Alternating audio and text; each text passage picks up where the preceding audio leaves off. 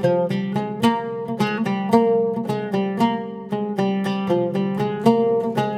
இன்னைக்கு சிம்பிளான இறால் கிரேவி எப்படி செய்கிறதுன்னு பார்க்க போகிறோம். இறால் பிடிக்காதவங்க நான்வெஜ் பிரியர்கள் யாருமே இருக்க முடியாது, அவ்வளோ டேஸ்டியாக இருக்கும். இதே நம்ம கொஞ்சம் டிஃப்ரெண்ட்டான ஸ்டைலில் இன்றைக்கி பண்ண போகிறோம். பிகினர்ஸ் அதுக்கப்புறமா பேச்சுலர்ஸ் 2 பேருமே ரொம்ப சுலபமாக பண்ண முடியும். இப்போ வாங்க இந்த ரெசிபி எப்படி செய்கிறதுன்னு பார்க்கலாம். ஹாய் ஃப்ரெண்ட்ஸ், என் பேர் Rabi. Welcome to Indian recipes Tamil. வீடியோக்குள்ளே போகிறதுக்கு முன்னாடி நம்ம சேனல் இந்தியன் ரெசிபீஸ் தமிழை சப்ஸ்கிரைப் பண்ணிக்கோங்க. கூடவே இருக்க பெல் சிம்பலையும் கிளிக் பண்ணிக்கோங்க.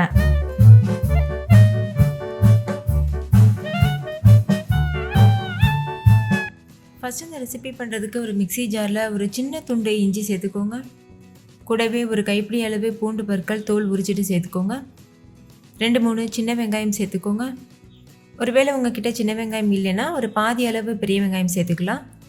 அடுத்து இதில் 1 டீஸ்பூன் மிளகு, 1/2 டீஸ்பூன் சீரகம், கூடவே 1/2 டீஸ்பூன் அளவுக்கு சோம்பு சேர்த்துக்கோங்க. சேர்த்துட்டு தேவையான அளவு தண்ணி சேர்த்து எந்தளவு முடியுமோ அந்தளவுக்கு ஃபைன் பேஸ்ட்டு அரைச்சிடுங்க. இப்போ அரைச்சி எடுத்தாச்சு. இது ஒரு ஓரமாக இருக்கட்டும். இப்போ நம்ம தொக்கு செய்ய ஸ்டார்ட் பண்ணிடலாம். அதுக்கு ஒரு கடாயில் 3 டேபிள் ஸ்பூன் எண்ணெய் சேர்த்துக்கோங்க. எண்ணெய் நல்லா சூடாகட்டும். எண்ணெய் சூடானதுக்கப்புறமா 1 டீஸ்பூன் சோம்பு சேர்த்துட்டு பொரிய விட்டுக்கோங்க. இது கூடவே ஒரு கொத்து கருவேப்பிலை சேர்த்து நல்லா பொரியட்டும். தாளிதம் நல்லா பொரிஞ்சதுக்கப்புறமா 2 பெரிய சைஸ் வெங்காயத்தை பொடியாக கட் பண்ணிவிட்டு சேர்த்துக்கோங்க. வெங்காயம் நல்லா பொன்னிறம் வர வரைக்கும் வதக்கிக்கணும். வெங்காயம் சீக்கிரம் வதங்குறதுக்காக கொஞ்சமாக உப்பு சேர்த்துட்டு வதக்கிக்கலாம். உப்பு கொஞ்சம் கம்மியாகவே சேர்த்துக்கோங்க. ஏன்னா இறால் போட்டு வதங்கி வரும்போது அது ரொம்ப சின்னதாயிரும். அப்போ உப்பு ஜாஸ்தி இருக்க மாதிரி இருக்கும். அதனால் ஸ்டார்டிங்கில் உப்பு சேர்க்கும் போது ரொம்ப கம்மியாக சேர்த்துக்கோங்க. இப்போ வெங்காயம் நல்லா கலர் சேஞ்ச் ஆயிடுச்சு.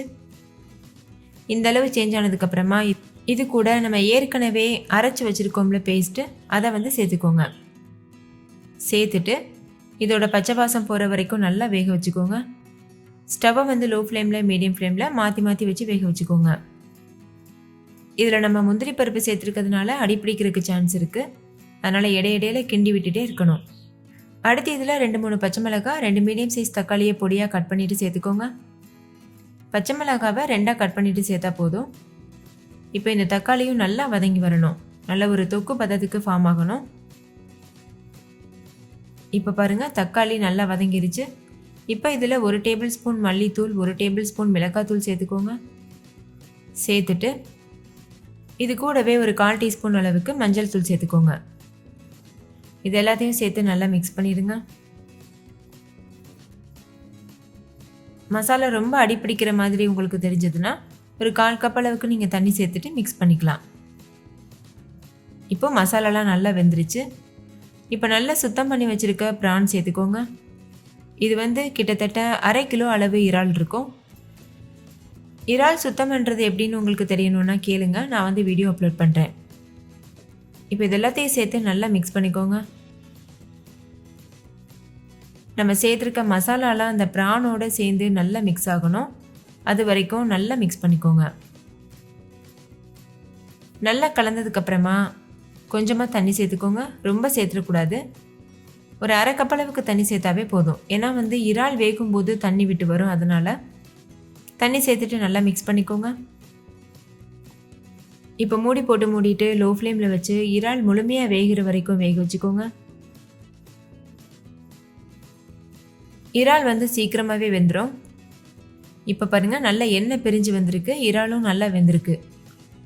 இந்த மாதிரி கிரேவி கன்சிஸ்டன்சியில் கூட நீங்கள் சர்வ் பண்ணலாம். இது ரொம்பவே டேஸ்டியாக இருக்கும், ஒரு குழம்பு மாதிரி. நான் இன்றைக்கி திக்கான கிரேவி போல் பண்ண போகிறேன். அதாவது நல்ல திக்கான கிரேவி மாதிரி. அதனால் ஹை ஃப்ளேமில் வச்சு இது நல்லா கொதிக்க வச்சு நல்லா ட்ரை பண்ண போகிறோம். நான் ஏற்கனவே சொன்னது போல் நீங்கள் இப்படியே குழம்பு பக்குவத்துலேயும் சர்வ் பண்ணலாம். ரொம்ப ரொம்ப டேஸ்டியாக இருக்கும். டேஸ்ட் மாறாது. உப்பு மட்டும் நீங்கள் கொஞ்சம் ஜாஸ்தி போடுற மாதிரி இருக்கும். இப்போ இதை ஹை ஃப்ளேமில் வச்சு நல்லா கொதிக்க வச்சுக்கலாம். இடையிடையில் இது போல் கலந்து விட்டுட்டே இருக்கணும், இல்லைன்னா அடிப்பிடிக்க ஆரம்பிச்சிடும். இப்போ பாருங்கள், நல்ல ஒரு திக்கான கிரேவி கன்சிஸ்டன்சிக்கு வந்திருக்கு. இந்த ஸ்டேஜில் நம்ம ஸ்டவ் ஆஃப் பண்ணிவிட்டு சர்வ் பண்ணிடலாம். அவ்வளோதான், அட்டகாசமான இறால் கிரேவி சூப்பராக தயாராகிருச்சு. இதை நீங்கள் சாதம், சப்பாத்தி எல்லாத்துக்கூடமே வச்சு சாப்பிடலாம். ரொம்ப ரொம்ப டேஸ்டியாக இருக்கும். ஸோ மிஸ் பண்ணிடாமல் ட்ரை பண்ணி பாருங்கள். நீங்கள் கடைகளில் சாப்பிட்றது போல் அப்படியே ரெஸ்டாரண்ட் சுவையில் இருக்கும். ஸோ வீட்டில் இருக்கவங்க எல்லாரும் ரொம்ப என்ஜாய் பண்ணி சாப்பிடுவாங்க. ஃபைனலாக இதில் ஒரு கைப்பிடி அளவு கொத்தமல்லி இலையை கட் பண்ணிவிட்டு தூவிட்டு நம்ம மிக்ஸ் பண்ணிவிட்டு சர்வ் பண்ணிடலாம். ஓகே ஃப்ரெண்ட்ஸ், இந்த இறால் கிரேவி உங்களுக்கு ரொம்ப பிடிச்சிருந்தா லைக் பண்ணுங்கள், உங்கள் ஃப்ரெண்ட்ஸ் கூடயும் ஷேர் பண்ணுங்கள். நீங்களும் செஞ்சு பார்த்துட்டு டேஸ்ட் எப்படி இருந்ததுன்னு கமெண்ட்டில் சொல்லுங்கள். தேங்க்யூ, பாய்.